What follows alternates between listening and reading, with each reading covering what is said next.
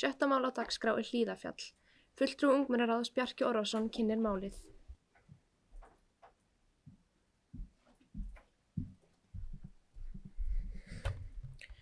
Ágæti forseti, bæjarstjórn, fulltrúar ungmennaráðs og aðrir gestir.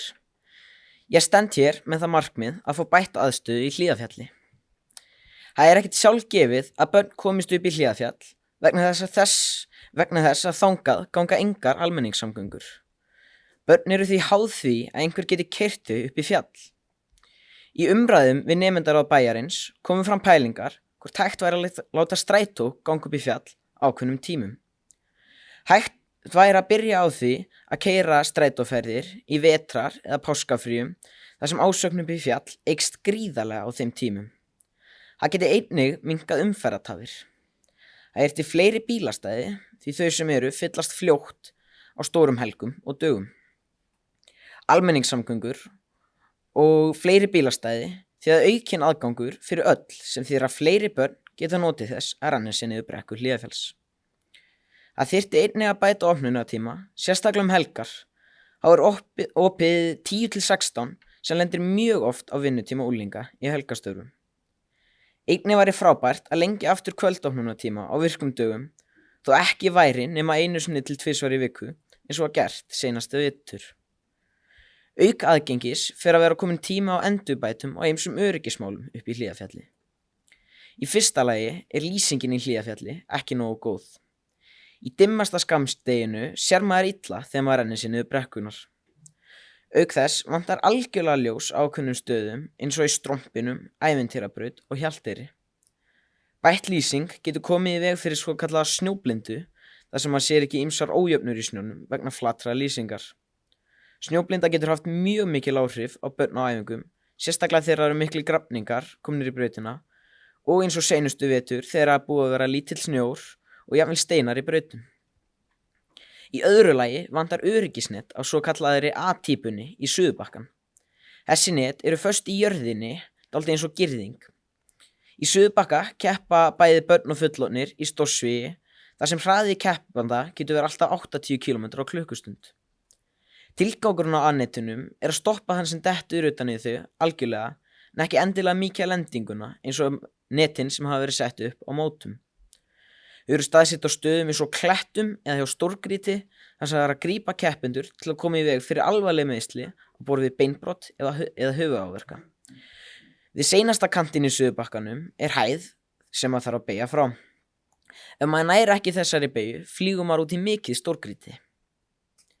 Þegar ég stóð hér á bæjarstjórnarfundi unga fólksins fyrir rétt tæpu ári síðan, þá bað ég bætta búningsaðstöðu fyrir skíðafélag Akureyrar. Mér var lofað miklum endurbótum á aðstöðunni. Nú ári seinna hefur ekkert verið gert. Svo best sem ég veit er laus aðstaðan þar sem að Fjallakofinn hefur verið með skíðalegu seinustu ár sem væri klárlega hægt að nýta. Snjóvinnsla í fjallinu fer einnig að þarfnast ábótar og er frábært ef hægt væri að koma á snjóvinnslu upp á efra svæði skíðasvæðisins. Þá er hægt að byrja æfingar í keppnisbökkum fyrr sem myndi bæta aðstöðu fyrir börn og ungmenni sem æfa skíðaíþróttir. Ég vona að bæjarstjórn sjái mikilvægi þess að stuðla að uppbyggingu á skíðasvæðinu í Hlíðarfjalli. Þetta er fjárfesting í lýðheilsu allra íbúa bæjarins og framtíð skíðaiðkunar barna á Akureyri. Takk fyrir mig. Þá hefur ungmennaráðsfulltrúi Bjarki Orrason lokið máli sínu og bæjarfulltrúi Brynja Hlíf Þorsteinsdóttir stígur upp í pontu.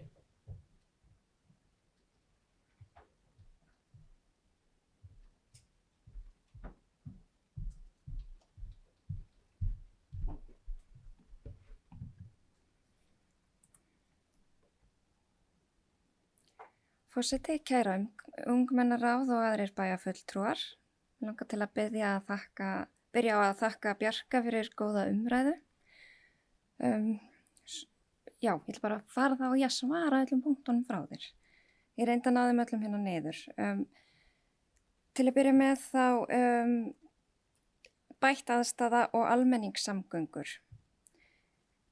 Við erum með strætó hérna í bænum sem er frýr, en það þýðir að við þurfum svolítið að velja hvert hann fer til þess að við getum haldið út þessari þjónustu eins og hann er í dag.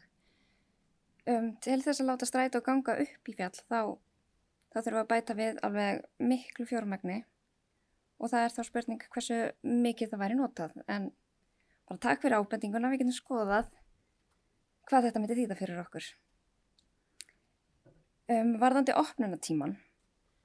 Við viljum auðvitað að opnunartímar fjallsins hendi sem flestum og þar sem rekstur skíðasvæðisins getur orðið frekar þungur hjá okkur þegar við fáum snjólítinn vetur, þá verðum við að fara varlega í að lengja opnunartímana. Mér finnst alveg frábært að heyra frá okkur hvaða tímar henta ungmennum best og mjög góður punktur varðandi helgarnar, að þið eru oft að vinna á þessum opnunartímum og komist því ekki. Og já, við getum tekið þessar ábendingar bara til okkar og haft í huga þegar við tökum ákvarðanir. Þegar við segjum lengja opnunartíma á virkum dögum, þeir eru núna til 7. Þeir hafa einhvern tímann verið til 9, ef ég man rétt. En já, allan og núna þá er það til 7. Hvað varstu með fleira? Já, bæta búningaraðstöðu. Við erum akkurat að vinna í því. Ég er búin að setja nokkra fundi með skíðafélaginu og við erum búin að ræða hvað þarf og starfsfólk innan hús er að vinna í þessu máli. Ég hef ekki heyrt þessu öryggisnet áður og bara takk kærlega fyrir ábendingunum þau. Mér finnst mjög mikilvægt að við gerum fjallið okkar eins öruggt og við mögulega getum og ég vil bara endilega láta skoða hvað þessi öryggisnet þýða og varðandi snjóframleiðsluna, þá vorum við að bæta hana. Við vorum að fá uppfærslu í hugbúnaðinum fyrir snjóbyssunar, en þú segir fá snjóframleiðsluna lengra upp og bara takk fyrir ábendinguna. Það er alltaf gott að heyra hvar þið viljið fá snjóin. Og akkurat það er mjög gott fyrir mig að heyra beint frá iðkanda í skíðaíþróttunni hvað þið viljið sjá þarna. Takk fyrir. Þá hefur bæjarfulltrúi Brynjar Hlíf lokið sínu máli og orðið er opið. Ungmennaráðsfulltrúi Bjarki Orrason stígur upp í pontu. Þó ég notaði orðið strætó þá getur þetta alveg eins verið rúta og myndi þá bara vera sér leið og það væri hægt að hafa til dæmis bara kort eins og það er áskort að hafa þá annað kort sem er þá bætt við strætó eða rútuferðum. Já, það er allt sem ég ætlaði að segja. Takk fyrir. Þá hefur ungmennaráðsfulltrúi Bjarki Orrason lokið máli sínu og ungmennaráðsfulltrúi Fríða Björk stígur upp í pontu.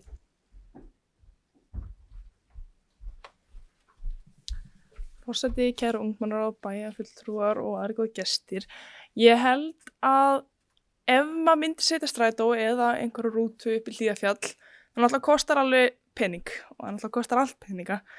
En ég held að það væru flesti til í að borga samt fyrir það.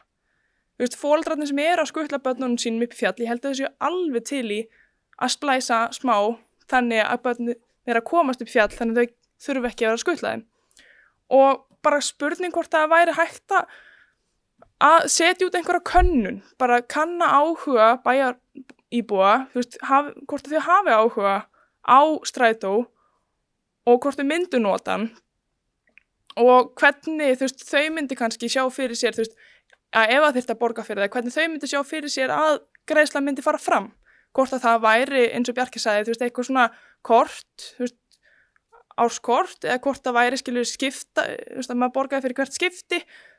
Þú veist, það væri áhugavert að sjá hvort það væri ekki bara hægt að búa til einhverja könnun og senda, að ég held að myndi vera mjög mikill áhugi og að myndi vera mikið notað að því að krakkar komast, þú veist, þau eru kannski búin í skólanum 2, frábært veður upp í fjalli en foreldrarnir eru ekki búin í vinnu fyrir 4.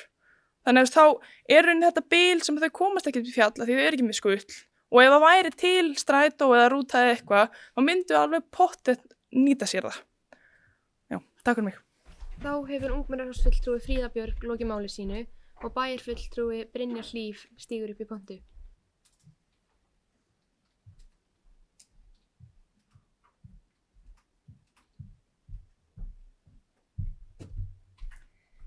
Forseti, ungmennaráðsfulltrúar og bæjarfulltrúar Mér langar að þakka Bjarka og Fríðu fyrir þessar ábendingar og já, það er rétt. Það þarf ekki að heita strætó, þetta geti heiti rúta, geti verið fyrir utan kerfið.